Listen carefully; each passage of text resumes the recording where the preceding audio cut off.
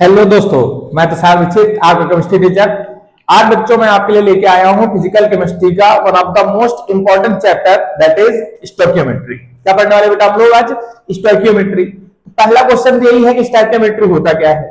तो जब कभी बेटा आपके पास किसी केमिकल रिएक्शन से, जैसे आपके पास कोई रिएक्शन दी गई है, ठीक है, फॉर एग्जाम्पल आपको दिया गया है कि ए प्लस बी और यहां से बनता है आपके पास कोई प्रोडक्ट सी, ठीक है। हमको पता है कि एरो के लेफ्ट साइड में जो होगा उसको हम क्या बोलते हैं बेटा? रिएक्टेंट्स। क्या बोलते हैं? रिएक्टेंट्स। और जो एरो के राइट साइड में होगा उसको क्या बोलते हैं? प्रोडक्ट्स। अगर आपसे कोई रिएक्टेंट के अमाउंट या प्रोडक्ट के अमाउंट को पूछे या इनको इंटर रिलेट करे, तो ये जितने भी कॉन्सेप्ट आपके जिस टॉपिक के अंदर आते हैं उसको हम क्या बोलते हैं बेटा? स्टोइकियोमेट्री। क्या बोलते हैं? स्टोइकियोमेट्री। दो तरह की स्टोइकियोमेट्री होती है बेटा, ठीक है ना। दो स्टोइकियोमेट्री जो आपको पढ़ना है, it is of two types. कौन कौन से सर दो तरह के होते हैं? एक को हम बोलेंगे सर स्टोइकियोमेट्री फर्स्ट। एक क्या होगी आपकी? Stoichiometry first. और दूसरा आपका क्या होगा बेटा? दूसरे को हम क्या बोलेंगे? Good, stoichiometry second. Stoichiometry second, ठीक है ना। अब सर ये क्या है? स्टोइकियोमेट्री वन और स्टोइकियोमेट्री टू है क्या? तो स्टोइकियोमेट्री वन बेटा आपके पास जो एनसीईआरटी का चैप्टर है दैट इज सब बेसिक कॉन्सेप्ट ऑफ केमिस्ट्री। सब बेसिक कॉन्सेप्ट ऑफ केमिस्ट्री। ये जितना भी आपके पास टॉपिक दिया गया है पूरा चैप्टर जो है वो किसके अंदर आएगा बेटा? आपका स्टोइकियोमेट्री वन में आएगा। कहां आएगा बेटा? स्टोइकियोमेट्री वन में आएगा। या फिर आप ऐसे समझिए, stoichiometry one is all about moles. तो हम लोग यहां पर पूरी पूरी फोकस किसके बारे में करने वाले हैं? मोल कॉन्सेप्ट पढ़ने वाले हैं। क्या पढ़ने वाले बेटा? मोल कॉन्सेप्ट पढ़ने वाले हैं, ठीक है। तो सर स्टोइकियोमेट्री टू में क्या पढ़ेंगे? स्टोइकियोमेट्री टू आपका बेटा एनसीईआरटी के चैप्टर की बात करें तो ये है आपका रिडॉक्स रिएक्शन। क्या बेटा? रिडॉक्स रिएक्शंस, ठीक है। और रिडॉक्स रिएक्शन को हम बेसिकली किस पे डिवाइड करेंगे? हम यहां बेटा पढ़ने वाले हैं इक्विवेलेंट कॉन्सेप्ट। क्या पढ़ने वाले हैं? Equivalent concept. तो कुल मिलाकर के दो अलग अलग कॉन्सेप्ट हैं आपके पास, मोल कॉन्सेप्ट और दूसरा क्या है? इक्विवेलेंट कॉन्सेप्ट है। क्लियर है? तो आप किसी भी केमिकल रिएक्शन में अगर आपको रिएक्टेंट और प्रोडक्ट के अमाउंट को चेक करना है या इनको इंटर रिलेट करना है तो आप क्या करोगे? स्टोइकियोमेट्री।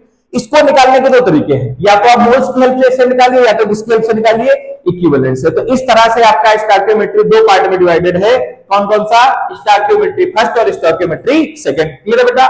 सर क्या हम केवल और केवल इसमें मोल कॉन्सेप्ट ही पढ़ने वाले हैं?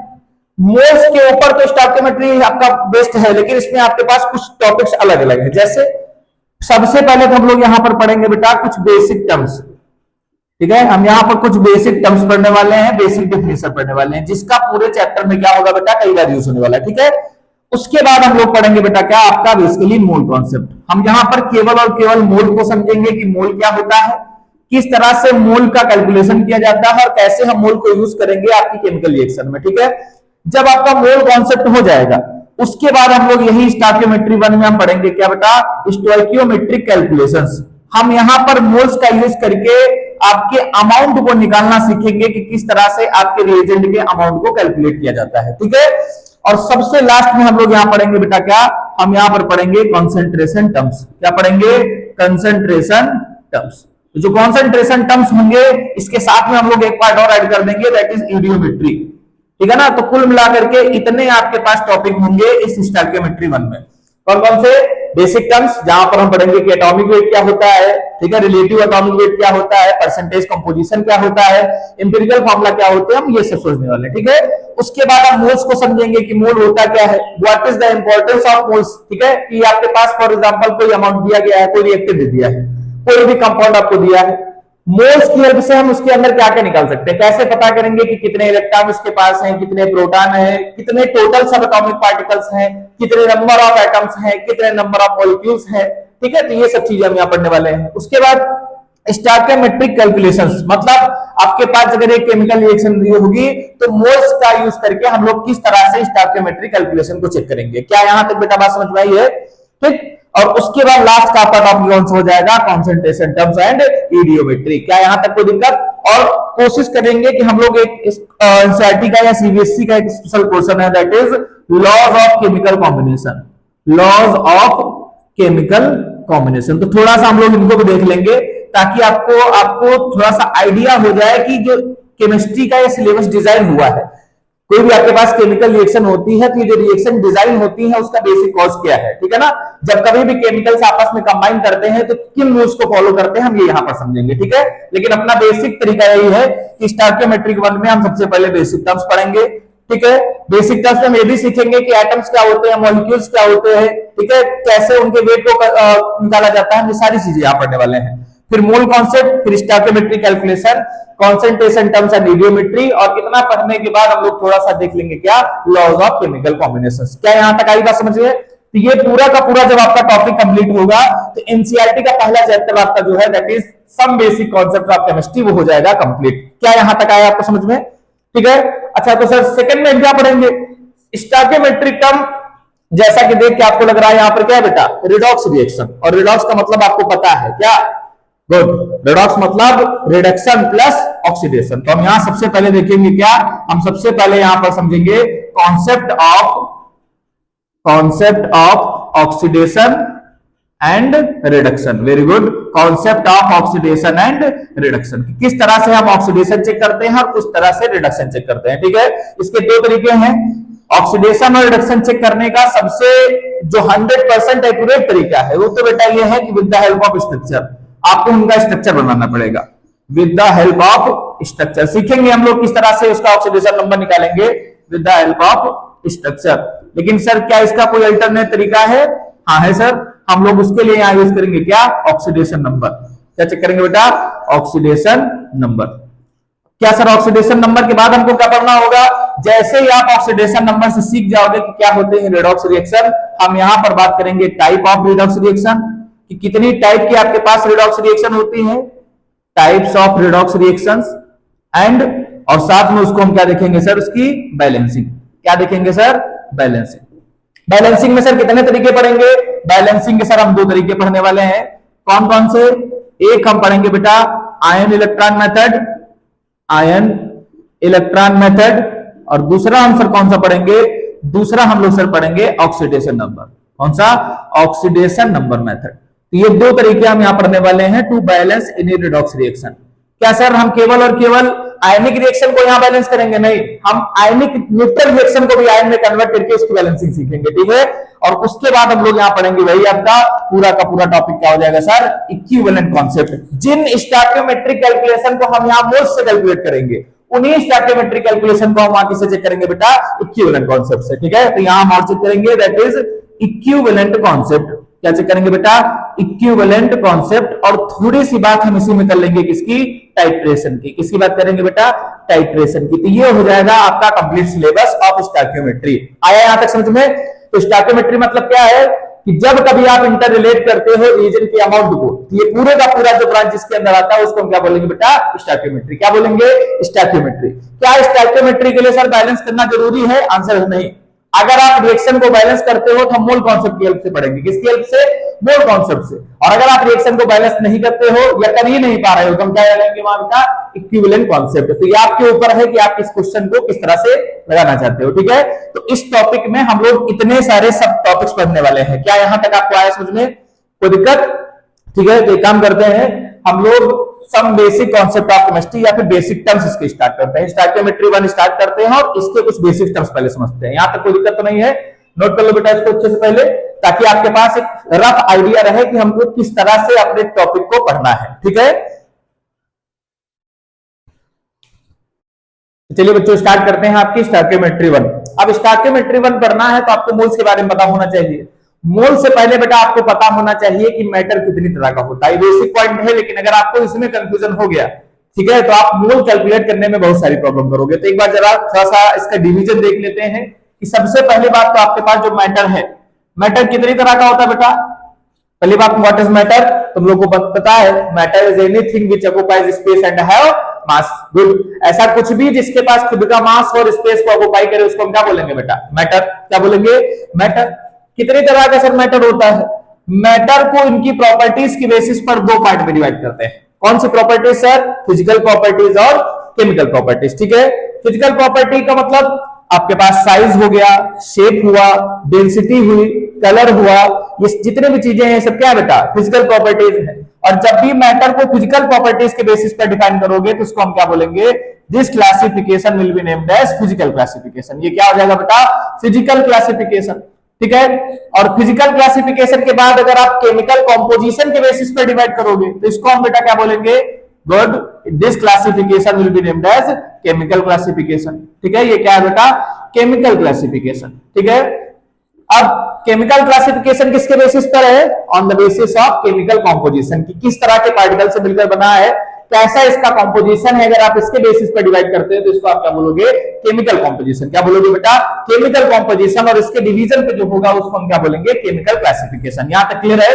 अब फिजिकली मैटर को बेटा 5 टाइप में डिवाइड कर दिया जाता है। एक बात याद रखिएगा, there are 12 states of matter. Total कितने बेटा?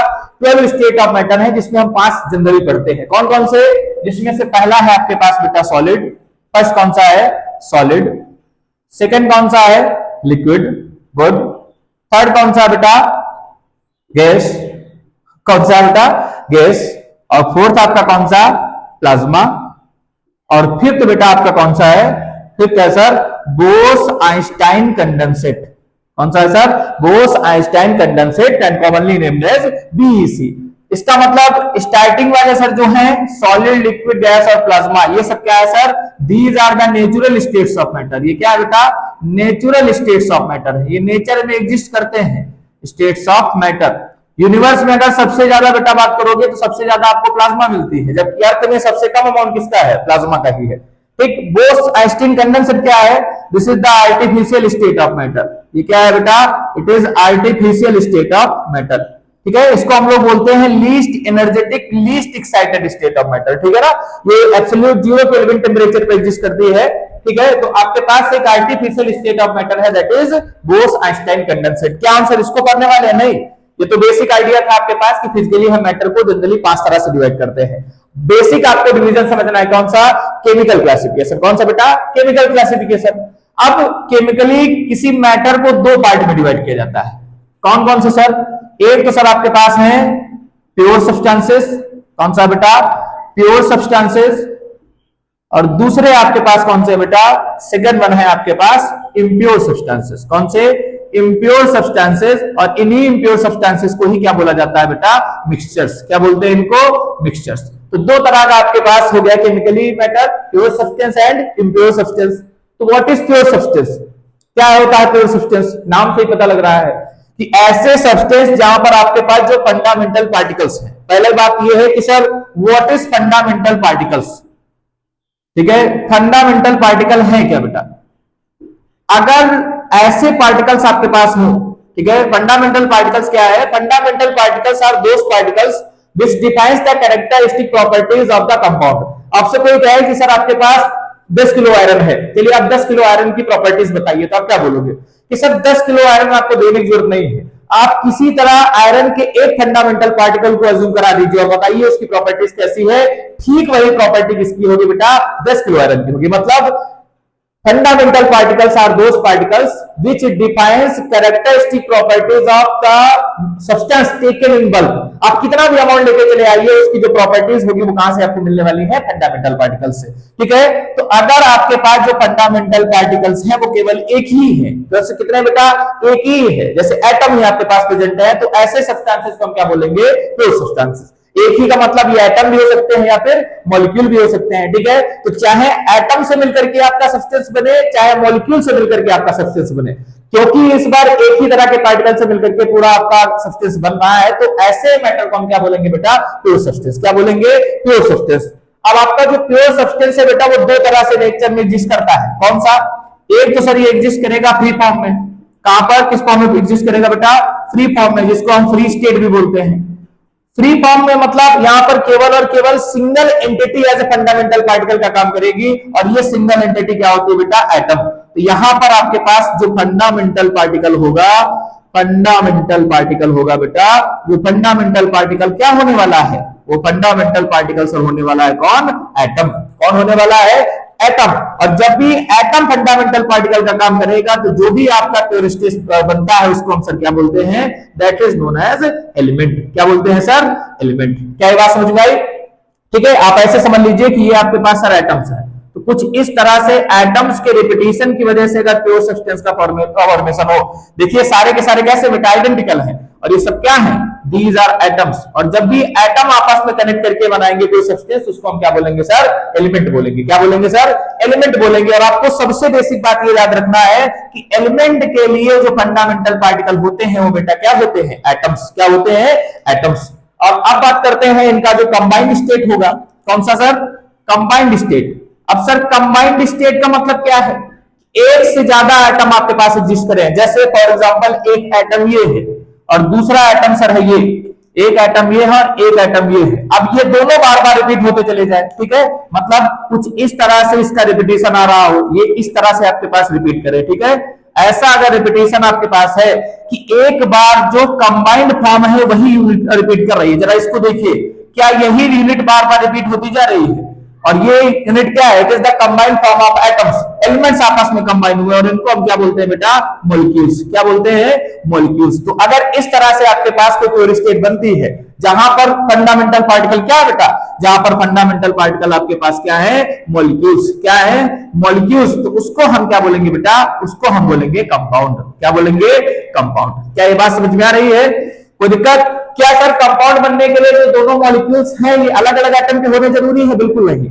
अगर सेम एटम के होंगे तो उसको बोलते हैं बेटा होमो एटॉमिक मॉलिक्यूल्स। क्या बोलेंगे, होमो एटॉमिक मॉलिक्यूल्स। और अगर अलग अलग एटम्स के होंगे तो उसको सर क्या बोलेंगे, हेटेरो एटॉमिक मॉलिक्यूल्स। बात समझ में आ रही है ना, कि अगर आपके पास सिंगल एंटिटी रिपीट करके पूरे सब्सटेंस का फॉर्मेशन करे तो उसको हम क्या बोलेंगे बेटा, दैट इज फ्री स्टेट। और उस फ्री स्टेट का नाम क्या है, एलिमेंट। और अगर आपके पास दो एंटिटी आपस में मिलकर के रिपीटेशन कर रही है, ठीक है, मतलब this is also the mixture of atoms, तो इसके रिपीटेशन से अगर आपके पास कोई सब्सटेंस बनेगा तो उसको हम क्या बोलेंगे बेटा, that is known as molecule. क्या ये बात समझ में आ रही है? कोई दिक्कत? इस बात का ध्यान रखिएगा कि इसका फंडामेंटल पार्टिकल क्या है, एटम।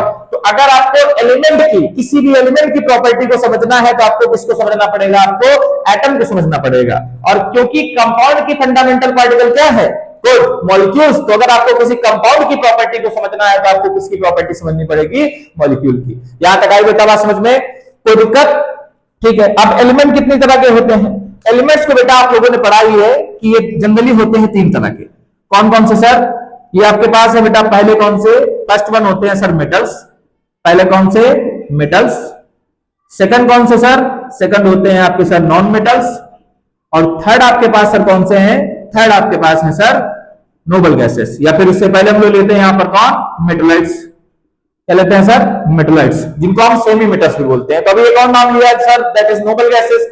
नोबल गैसेस क्या है? आपको पता है कि noble gases are those elements which have zero reactivity, जिनकी रिएक्टिविटी नॉर्मल कंडीशन में क्या होती है, जीरो होती है। एक बात बेटा और ध्यान रखिएगा, नोबल और इनर्ट का मतलब अलग अलग होता है।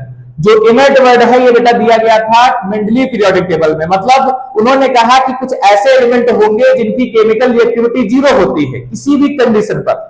कोई भी कंडीशन लेके चले आइए, इनकी केमिकल रिएक्टिविटी कैसी है, जीरो। और इन्होंने उसको कहां प्लेस किया था बेटा, जीरो ग्रुप में। जो मॉडिफाइड मेंडलीव पीरियोडिक टेबल थी उसको कहां प्लेस किया था बेटा, जीरो ग्रुप में। नोबल का मतलब होता है they are inert at some conditions. ये सम कंडीशन पर, कुछ कंडीशन पर या सर्टेन कंडीशन पर कैसी होती है, इनर्ट होती है। जैसे आपको पता भी है कि नोबल गैसेस में जिनॉन भी आता है और जिनॉन कई सारे कंपाउंड बनाता है, ठीक है ना। तो इस बात का ध्यान रखिएगा कि हम लोग जो वर्ड यूज करेंगे वो नोबल यूज करेंगे, इनर्ट का यूज जनरली हम लोग नहीं करते हैं, ठीक है। तो आपके पास सर नोबल गैसेस आएंगे कहां, तो याद रखिएगा कि all the noble gases are non metallic in nature. कैसे बेटा, नॉन मेटालिक है, बस उनकी रिएक्टिविटी की वजह से हम लोग इनको कभी कभी अलग क्लासिफिकेशन में रख देते हैं। तो कौन कौन से हो जाएंगे, मेटल्स, नॉन मेटल्स, मेटलाइट्स, और अगर अलग करना चाहते हो तो एक और बन जाएगा कौन सा सर, नोबल गैसेस। कोई दिक्कत? अब बात करते हैं सर कंपाउंड के। कंपाउंड को कई पार्ट में डिवाइड करते हैं, एक तो अभी बताया है नेचर के बेसिस पर, कौन से, होमो एटॉमिक, और दूसरे सर कौन से, हेटेरो एटॉमिक। क्या इसके अलावा भी सर इसका क्लासिफिकेशन हो सकता है? बिल्कुल हो सकता है। जो आपके पास कंपाउंड्स हैं इनको जनरली हम दो पार्ट में डिवाइड करते हैं। कौन कौन से सर?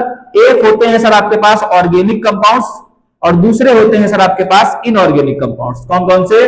इनऑर्गेनिक कंपाउंड्स, ठीक है। What are organic compounds? किनको बोलते हैं ऑर्गेनिक कंपाउंड्स? तो organic compounds are those compounds which are directly और indirectly isolated from the waste of living beings. जो लिविंग बीइंग्स से डायरेक्टली और इनडायरेक्टली आइसोलेट किए जाए उनको हम क्या बोलेंगे बेटा, ऑर्गेनिक कंपाउंड्स बोलेंगे। और ऑर्गेनिक कंपाउंड पहचानने का एक तरीका भी होता है कि जनरली इसमें कार्बन, हाइड्रोजन और ऑक्सीजन प्रेजेंट होता है। ऐसे कंपाउंड को हम क्या बोलते हैं सर, ऑर्गेनिक कंपाउंड। और ऐसे कंपाउंड जो ऑर्गेनिक नहीं उनको हम क्या बोलेंगे बेटा, इनऑर्गेनिक कंपाउंड्स। क्या बोलते हैं, इनऑर्गेनिक कंपाउंड्स। और इन दोनों को फर्दर तीन पार्ट में डिवाइड करते हैं। कौन से sir, acids, bases and salts. Acids, bases and salt. इस तरह से आपके पास कंपाउंड का टोटल डिवीजन हो जाता है। यहां तक आया बेटा आपको समझ में, कोई दिक्कत? अब अगर बेटा बात करोगे इम्प्योर सब्सटेंसेस की, तो जो इम्प्योर सब्सटेंसेस होते हैं या मिक्सचर्स होते हैं वो दो तरह के होते हैं। कौन से सर, एक होते हैं सर होमोजेनस। कौन से, होमोजेनस। और सेकंड कौन से बेटा, सेकंड होते हैं आपके पास हेट्रोजेनस। कौन से, हेट्रोजेनस। और हमको पता भी है क्या सर, कि होमो का मतलब ही होता है क्या, सेम। होमो का मतलब ही क्या होता है बेटा, सेम। तो ऐसे मिक्सचर्स जिनको देख करके आपको लगे कि उनमें आपने किसी चीज को मिक्स नहीं किया है, वो एक जैसे लग रहे हैं वो मिलने के बाद भी। जैसे सॉल्ट और वाटर को मिलाओगे तो आपका जो कंपोजिशन होगा वो यूनिफॉर्म होगा, कंप्लीटली सॉल्ट डिसॉल्व हो जाएगा। वो देखने में क्या लगेगा आपको कि आपने सॉल्ट को मिलाया नहीं, वो अभी भी प्योर रखा है। ऐसे मिक्सचर्स को हम क्या बोलते हैं बेटा, होमोजेनस मिक्सचर्स बोलते हैं। क्या बोलते हैं, होमोजेनस। मतलब it has the uniform composition through out the mixture. पूरे मिक्सचर में जो कंपोजिशन होगा बेटा वो कैसा होगा, यूनिफॉर्म होगा। कोई दिक्कत? और जहां पर ऐसा ना हो उसको हम क्या बोलते हैं सर, हेट्रोजीनस। मतलब ये आपको देख के पता चल जाएगा कि ऐसे जो सब्सटेंसेस हैं उनका जो कंपोजिशन है वो कैसा है सर, अलग अलग है। कैसा है सर, अलग अलग है। होमोजेनस मिक्सचर्स को बेटा हम लोग एक अलग नाम देते हैं और उनको क्या बोला जाता है, सॉल्यूशंस। क्या बोलते हैं बेटा, सॉल्यूशंस। और हेट्रो दो तरह के होते हैं।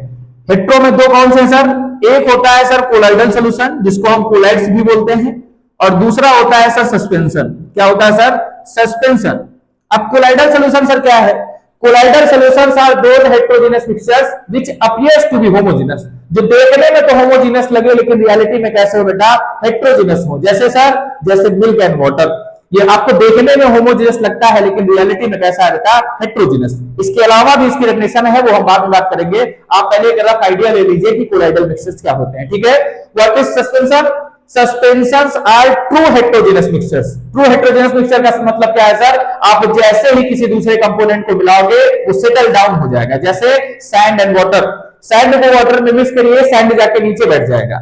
ऐसे मिक्सचर्स को हम क्या बोलते हैं बेटा, सस्पेंशन बोलते हैं। क्या बोलते हैं, सस्पेंशन बोलते हैं। तो क्या यहां तक आपको आया समझ में, कोई दिक्कत? जल्दी से रिकैप करिए। What is matter, good. Matter is anything which occupies space and have मास। दो तरह की प्रॉपर्टी है sir, physical property and chemical property. तो ये भी दो तरह का फिजिकल क्लासिफिकेशन इसका और दूसरा केमिकल क्लासिफिकेशन। और इस तरह से हम लोग इसका डिवीजन करते हैं। क्या यहां तक बेटा आया समझ में, कोई दिक्कत? तो एक काम करिए, चलिए इसको नोट करिए और हम लोग जरा स्टार्ट करते हैं ये प्योर सब्सटेंस या फ्री स्टेट और कंबाइंड स्टेट को आगे इंक्लूड करते हैं, ठीक है। यहां तक बेटा जरा नोट कर लो। तो चलिए बच्चों हम लोग जरा स्टार्ट करते हैं एलिमेंट के बारे में। जरा देखिए क्या है सर एलिमेंट। एलिमेंट को अभी आपको डिफाइन किया है कि elements are those pure substances in which the fundamental particles are atoms. जहां पर फंडामेंटल पार्टिकल क्या होते हैं बेटा, एटम होते हैं। अच्छा, हम लोग को पता है कि आज के समय जो पीरियोडिक टेबल है उस पीरियोडिक टेबल में टोटल एलिमेंट्स कितने हैं, there are 118 elements in periodic table. जिसमें अगर बेटा हम लोग रफ आइडिया ले तो इस 118 एलिमेंट्स में जो 90 एलिमेंट्स है वो लगभग कैसे है सर, दीज आर मेटल्स, ठीक है ना। लगभग 22 एलिमेंट्स जो आपके पास है वो कैसे है बेटा, दीज आर नॉन मेटल्स।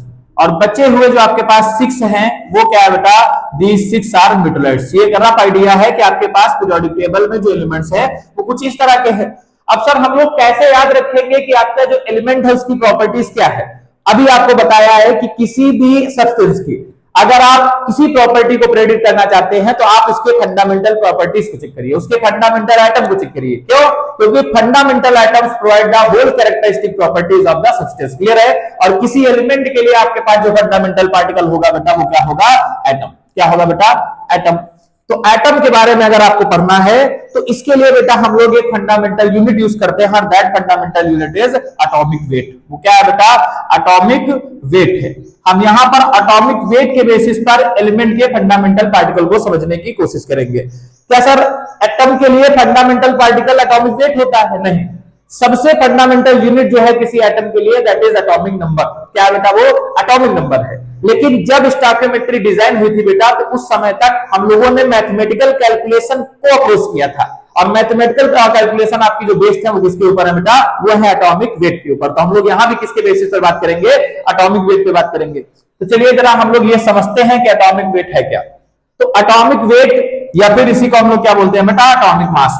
तो यहां बेटा स्केलर या आपके पास जो वेट और मास दोनों को अलग अलग मत समझिएगा कि सर वेट में तो W इक्वल टू mg होता है, मास में केवल अमाउंट ऑफ सब्सटेंस होता है, ऐसा नहीं है। हम केमिस्ट्री में मास और वेट दोनों को सेम लेके चलेंगे, ठीक है ना? तो आपके पास यहां से क्या है? एटॉमिक मास या फिर एटॉमिक वेट समझना है। सर होता क्या है? तो बहुत ही टफ कैलकुलेशन है बेटा इसकी। एटॉमिक वेट क्या है? एटॉमिक वेट या atomic mass is mass of atom. क्या है बेटा? ये मास ऑफ एटम। तो मास ऑफ एटम चेक करने वाले हैं, और मास ऑफ एटम को क्या बोलते हैं बेटा? Atomic mass. अब बात सर ये है कि जिस समय ये एटॉमिक वेट को हम लोगों ने डिफाइन किया, उस समय इतने अच्छे इंस्ट्रूमेंट नहीं थे कि इतने स्मॉलर पार्टिकल के मास को हम लोग डायरेक्टली चेक कर सके। आज तो है, वी हैव स्पेक्ट्रोमीटर। हम स्पेक्ट्रोमीटर की हेल्प से छोटे पार्टिकल के मास को चेक कर लेते हैं। लेकिन उस समय कोई इतना अच्छा एडवांस टेक्नोलॉजी आपके पास नहीं थी कि हम एटॉमिक मास को डायरेक्टली क्या करें बेटा? चेक कर सके। तो हम लोग सबसे पहले क्या करेंगे? हम लोग एक के रिस्पेक्ट में ये वैल्यू निकालेंगे। और जब भी आप किसी के रिलेटिव में वैल्यू निकालते हो, जैसे फॉर एग्जांपल आपसे कहे कि आपका मास 50 केजी है, दूसरे का मास 25 केजी है, तो आपका मास क्या है? Just double. क्यों?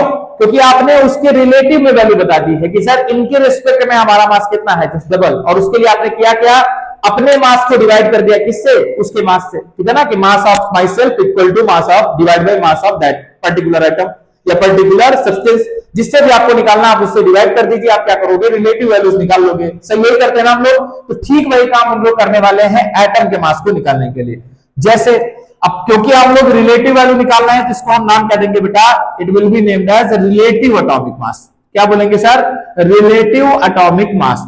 क्या है जरा समझते हैं। जैसे फॉर एग्जांपल आपसे कोई कहे बेटा कि आपके पास एक बड़ा सा वेइंग बैलेंस है, ये बार मान लेते हैं बड़ा सा तराजू, कुछ ज्यादा ही अच्छा बनना डायग्राम, ठीक है, कोई बात नहीं। यहां मान लेते हैं आपके पास दो तरफ ये वेइंग बैलेंस रखा हुआ है, ठीक है।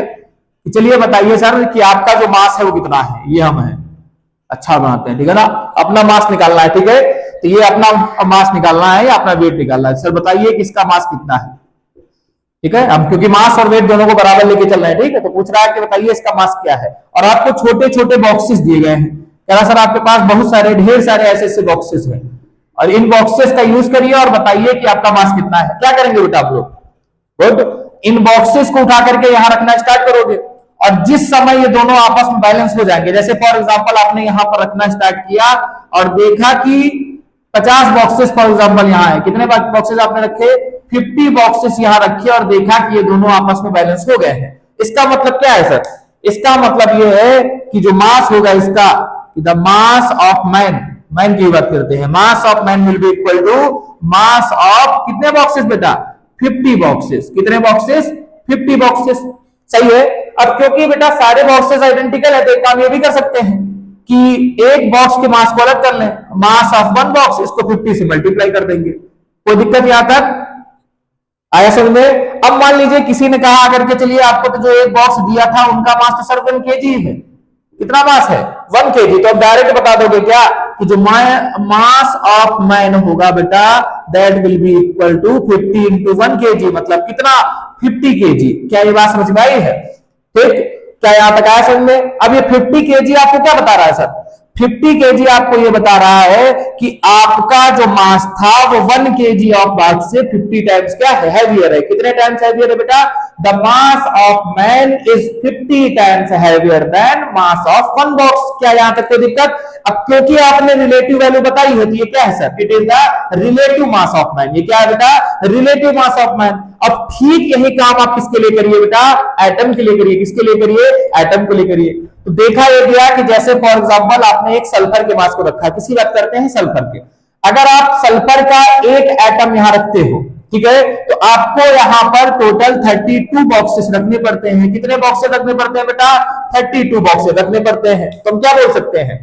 गुड, कि मास ऑफ 1 सल्फर, क्या 1 sulphur, mass of 1 sulphur equal to one sulphur मतलब one atom of sulphur is equal to mass of कितने, मास ऑफ 32 बॉक्सेस। कोई दिक्कत, मास ऑफ 32 बॉक्सेस। या फिर मास ऑफ वन सल्फर मतलब one atom of sulphur, one atom of sulphur is equal to 32 into mass of one box. कोई दिक्कत, कोई परेशानी नहीं है सर, ठीक है, मास ऑफ वन बॉक्स। ठीक है, अब मास ऑफ वन बॉक्स का क्या नाम दिया गया, क्या बेटा, हम जैसे यहां पर मास ऑफ वन बॉक्स रख रहे हैं, वहां पर आपके पास जो यूनिट ली गई है, जैसे आपने यहां वन बॉक्स को क्या लिया है बेटा, इट इज द रेफरेंस मास। आपने इसके रेफरेंस में वैल्यू बताई है, रेफरेंस मास। लेकिन एटम का मास कोई इतना बड़ा तो होता नहीं कि आपको पूरा का पूरा बॉक्स रखना पड़ेगा, तो हम छोटे से छोटे पार्टिकल का यूज करते हैं। तो यहां पर आपने जो रेफरेंस मास का यूज किया है वो बॉक्स नहीं है बेटा, वहां पर हम क्या यूज करते हैं, 1/12 of mass of one atom of carbon 12। Carbon 12 के एक एटम का मास लेते हैं बेटा, और एक एटम के मास को 12 से डिवाइड कर देते हैं। ऐसा क्यों, क्योंकि बेटा मास of one carbon 12 atom, mass of one carbon 12 atom ये होता है 12.000। यूनिट की अभी बात नहीं कर रहे हैं, अभी यूनिट लिखना सीखेंगे हम लोग। तो जैसे आप इस 12 को 12 से डिवाइड कर दोगे, टोटल वैल्यू कितनी आ जाएगी, अप्रॉक्स टोटल वैल्यू आपकी एक्यूरेट मिल जाएगी 1।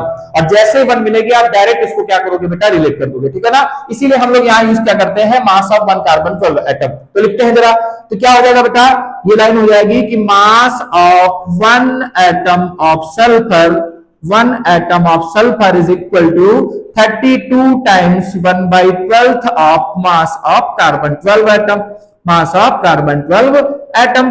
क्या यहां तक किसी को कोई दिक्कत है, क्या कोई दिक्कत है सर यहां तक किसी को, नहीं सर कोई दिक्कत नहीं है। क्या यहां तक कोई दिक्कत तो नहीं है, नहीं सर। इसका मतलब क्या है, इससे हमको पता ये चल रहा है कि कार्बन की सल्फर का एक एटम 1/12 मास ऑफ कार्बन 12 से सर कितने टाइम्स हैवियर है, 32 टाइम्स हैवियर है। सर कितने टाइम्स हैवियर है, 32 टाइम्स हैवियर है। क्या ये बात समझ में आ रही है। और इसी को हम सर क्या बोलते हैं, इसी को बोलते हैं सर रिलेटिव एटॉमिक मास। क्या बोलते हैं सर, रिलेटिव एटॉमिक मास।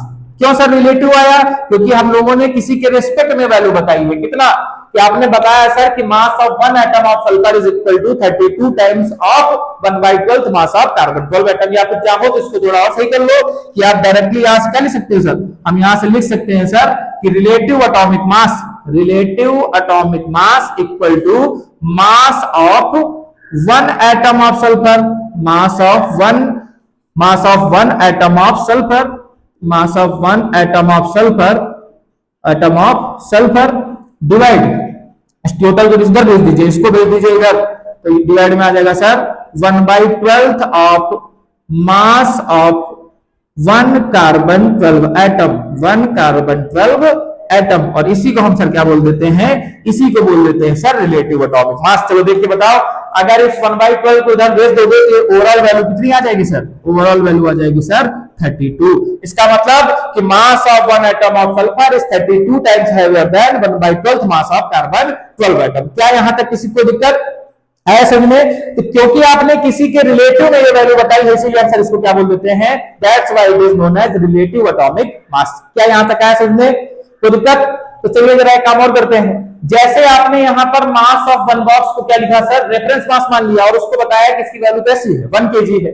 ठीक वैसे बेटा जो आपके पास वैल्यू दी गई है 1/12 मास ऑफ कार्बन 12 एटम, इसको हम लोग बोलते हैं 1 AMU या फिर 1 U।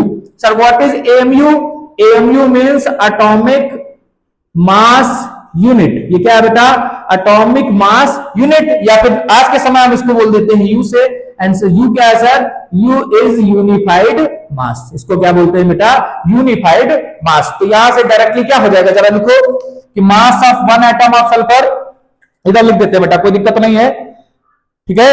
या फिर इधर लिखते हैं चलिए कि मास ऑफ, ध्यान से देखिएगा ठीक है ना, mass of one atom of sulphur is equal to कितना हो गया, वन एटम ऑफ सल्फर ये हो गया सर 32 इंटू, और इसी को हम लोगों ने क्या बोला है, AMU। क्या कितना बोल दिया बेटा, AMU। और मास of one atom of sulphur, किसी भी एलिमेंट के एक एटम के मास को हम क्या बोलते हैं बेटा, उसका एटॉमिक मास। क्या बोल देते हैं, एटॉमिक मास। ये तो डिफाइन किया था हम लोगों ने कि एटॉमिक वेट या फिर atomic mass means mass of one atom, और वही लिखा है। तो हम डायरेक्टली यहां से क्या बोल सकते हैं कि atomic mass of sulphur, atomic mass of sulphur, sulphur equal to 32 AMU, 32 AMU। क्या सर यहां तक आई बात समझ में आपको? कोई डिफरेंस तो नहीं है? दो चीजें बेटा पढ़ी हम लोगों ने, पढ़ा रिलेटिव एटॉमिक मास और दूसरा पढ़ा atomic mass. Relative atomic mass क्या है? Relative atomic mass tells that one atom of particular element is how many times heavier than 1/12th mass of carbon 12 atom. Clear है? जैसे आपने कहा कि आपका मास 50 है, बगल वाले का 20 है, आपका मास कितना है? 2.5 टाइम्स हैवियर। ये क्या है sir? This is the relative value, ठीक है ना?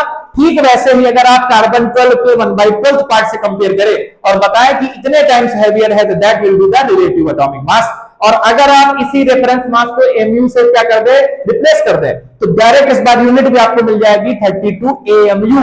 तो अगर कोई कहे सर व्हाट इज 32, तो 32 is the relative atomic mass which tells that one atom of sulfur is 32 times heavier than 1/12th of mass of carbon 12 atom.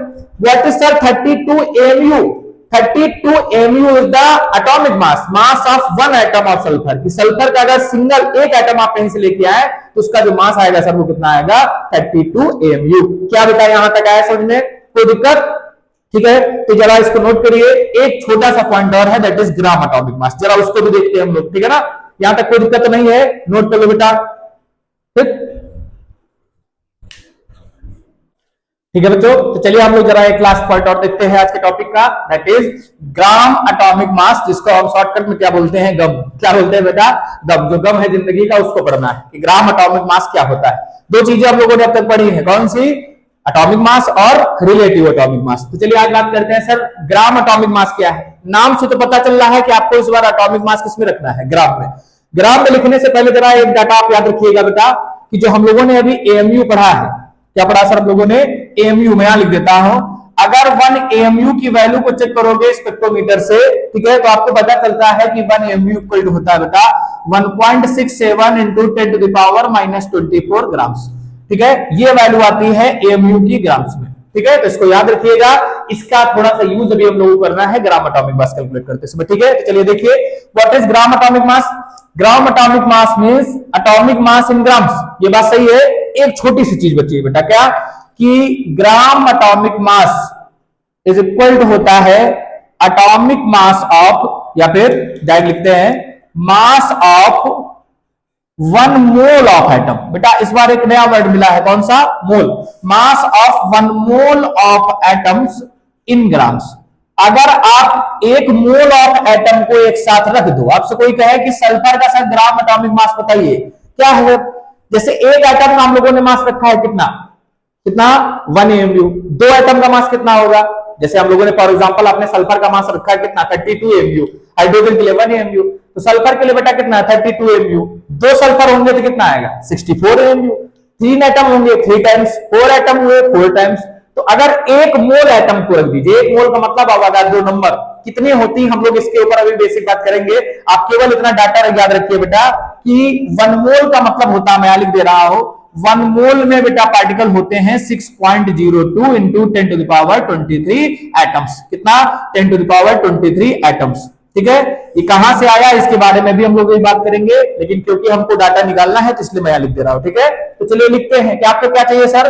Mass of 1 mole of atom. एक काम कर सकते हैं, इसको और क्या ले सकते हैं हम लोग? इसको लिख रहे हैं, क्या ले सकते हैं सर? 1 मोल को जरा ओपन कर देते हैं, तो क्या लिखेंगे? Mass of 6.02 into 10⁻23 atoms sulphur की। चलिए बात करते हैं एटम्स ऑफ सल्फर। किसमें वैल्यू चाहिए आपको सर? ग्राम में। तो हम लोग इस बार क्या निकाल रहे हैं? ग्राम एटॉमिक मास किसका?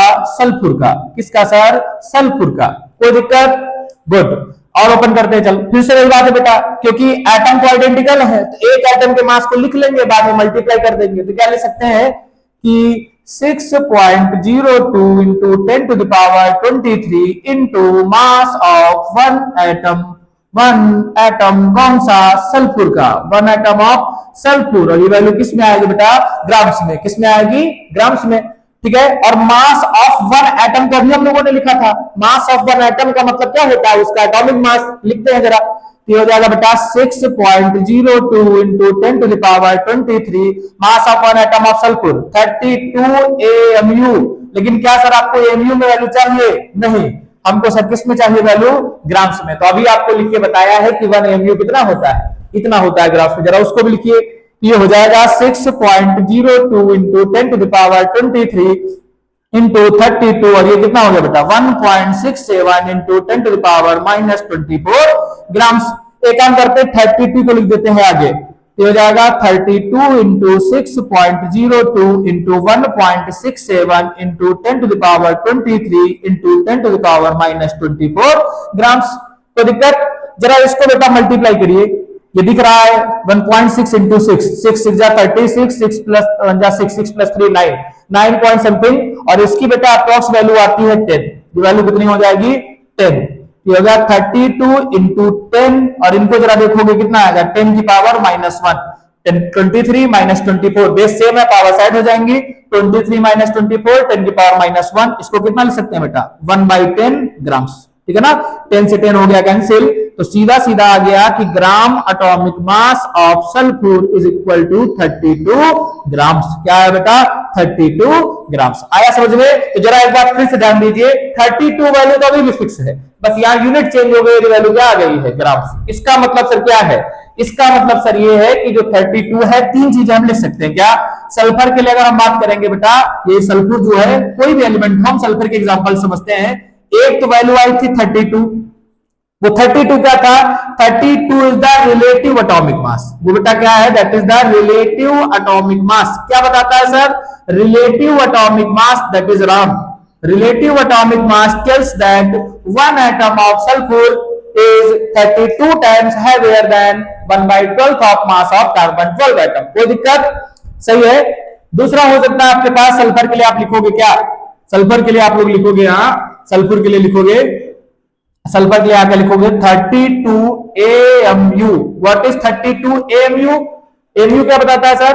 32 AMU is the atomic mass of sulfur, atomic mass of sulfur। तो सल्फर का जो एटॉमिक मास है वो कितना है? 32 AMU। और एटॉमिक मास का मतलब मास of one atom, mass of one atom of sulphur. Sulphur क्या केवल और केवल एक एटम आप लेके आइए, उसका जो मास होगा बेटा वो कितना आएगा? 32 AMU। ग्राम में निकालना चाहते हो तो AMU की वैल्यू यहां रख दीजिए। ठीक है। और एक चीज क्या होती है सर? एक चीज सर हो सकती है आपके पास, क्या? That is 32 grams. क्या हो सकती है सर? 32 ग्राम्स। ग्राम में आ गया, इसका मतलब it is gram atomic mass, gram atomic mass, gram atomic मास। ये सर क्या बताता है? ग्राम atomic mass is mass of one atom, one mole of atom. कितने बेटा?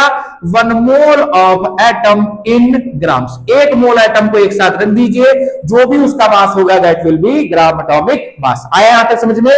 तो तीन चीजें हो गई बेटा किसी भी एटम के लिए, that is atomic mass, relative atomic मास, और तीसरा कौन सा बेटा? ग्राम एटॉमिक मास। कोई दिक्कत? तो चलिए एक क्वेश्चन कभी कभी और पूछ लेते हैं कि सर हम लोगों ने यहां पर एक रेफरेंस मास यूज किया है, रेफरेंस मास हम लोगों ने यूज किया है, और वो रेफरेंस मास आपका क्या है sir? That is 1/12 of mass of one atom of carbon 12, one atom of carbon 12। Carbon 12 मतलब कार्बन के बेटा दो आइसोटोप सबसे ज्यादा मिलते हैं, कार्बन 12 और कार्बन 14। कार्बन 14 रेडियो एक्टिव होता है, जिसकी हेल्प से हम रेडियो एक्टिविटी के चेक करते हैं। ठीक है ना, जिसको कार्बन डेटिंग भी बोला जाता है। हम लोग बात करेंगे काइनेटिक्स के केस में। ठीक है, यहाँ पर जरा देखिए कि 1/12 of mass of one atom of carbon 12, इसी का यूज क्यों करते हैं सर? अगर आपको अभी बताया था कि 12.000 AMU ये था कार्बन 12 का मास, 12 से डिवाइड कर दोगे तो सर 1.00 वैल्यू आ जाएगी। इतना ज्यादा करने की जरूरत क्या थी? आप तो यहाँ पर बेटा एक काम और यूज कर सकते थे, क्या? कि हाइड्रोजन के लिए जो मास होता है सर वो तो वही होता है, तो हम डायरेक्ट हाइड्रोजन यूज कर सकते थे। नहीं बेटा, अगर आप हाइड्रोजन की बात करोगे तो हाइड्रोजन का मास होता है 1.008 AMU। स्टार्टिंग में तो 1.008 का जो 8 है वो सिग्निफिकेंट नहीं है, ठीक है ना, ये इफेक्टिव नहीं है, एक दो एटम में वैल्यू काम नहीं करेगी। लेकिन एटम कभी भी एक और दो नहीं होते हैं, बहुत सारे नंबर ऑफ एटम्स आपको मिलते हैं। और जैसे फॉर एग्जांपल आपने 1000 एटम को रख दिया तो उसका मास हो जाएगा 1008, आना कितना चाहिए? 1000। तो क्योंकि हाइड्रोजन की वजह से ये 8 वाला जो टर्म है वो इफेक्टिव वैल्यू देने लगता है, इसलिए हम हाइड्रोजन को हटा देते हैं। पहले हाइड्रोजन यूज किया जाता था, लेकिन बाद में इसको हटा दिया गया और आप क्या यूज करते हो बेटा, 1/12 of mass of carbon 12 atom. क्या सर इसकी जगह हम और यूज कर सकते हैं? जैसे सल्फर का सत्व मास 16.000 16 नहीं 32.000 mu ही होता है। क्या सर हम इसका यूज कर सकते हैं? बिल्कुल यूज कर सकते हैं। आप 1/32 कर दीजिए इसको। Sulphur equal to 1/30 into mass of 1 atom of sulphur. आप ये भी कर दीजिए। क्या इसमें सर कोई दिक्कत है? बिल्कुल दिक्कत नहीं है। बस ये है सर कि हम कन्वेंशनल तरीका ही यूज करते हैं, और वो आपका कन्वेंशनल तरीका क्या है बेटा, 1/12 of mass of 1 atom of carbon 12। क्या यहां तक आपको आया समझ में? तो ये रहा बेटा आज के लिए बेसिक पॉइंट। इसके बाद भी एक बेसिक हम लोग पढ़ेंगे, वहां पर बात करेंगे मॉलिक्यूलर वेट की। ठीक है, molecular weight, percentage composition, empirical formula. ये जो आपके पास बेसिक वाला टर्म है ये थोड़ा सा लेंदी है, परेशान होने की जरूरत नहीं है। आप केवल और केवल टॉपिक से बने रहिए, और जितना आपको लिखाया जाए बेटा उसको अच्छे से कॉपी पे नोट करिए और उसको रिवाइज करते रहिएगा। आया यहां तक समझ में? तो थैंक यू वेरी मच। अब मिलते हैं बेटा नेक्स्ट क्लास में। ठीक है।